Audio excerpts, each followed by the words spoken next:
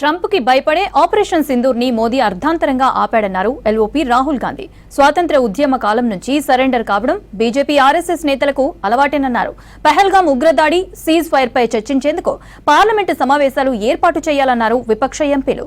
బీహార్లో మహిళలకు రక్షణ లేదన్నారు ఆర్జేడీ నేత తేజస్వి యాదవ్.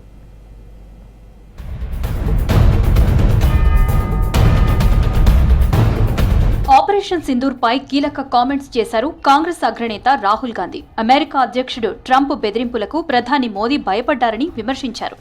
నరేందర్ సరెండర్ అనగానే బెదిరిపోయాడన్నారు. ట్రంప్ భయంతోనే పాకిస్తాన్తో కాల్పుల విరమణ ప్రకటించారని ఎద్దేవా చేశారు.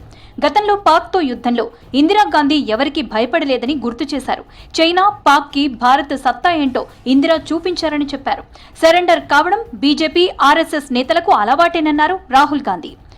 उधर से ट्रंप ने एक इशारा किया, फोन उठाया, नरेंद्र सरेंडर, और जी हजूर करके नरेंद्र मोदी जी ने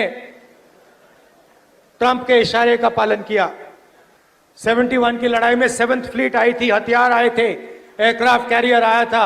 इंदिरा गांधी जी ने कहा मुझे कुछ जो करना है मैं करूंगी।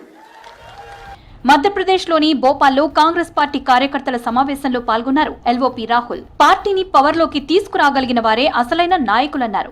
కాంగ్రెస్ లో ఉంటూ బీజేపీకి అనుకూలంగా పనిచేసేవారు నిర్భయంగా బయటకు వెళ్లొచ్చన్నారు. స్లీపర్ సెల్స్ పై నిఘా పెట్టామని, త్వరలోనే కనిపెట్టి బయటకి పంపుతామన్నారు. కులగణనతోనే అన్ని వర్గాలకు న్యాయం జరుగుతుందన్నారు రాహుల్ గాంధీ. मध्य प्रदेश के भविष्य के लिए हम 55 लीडर को चुन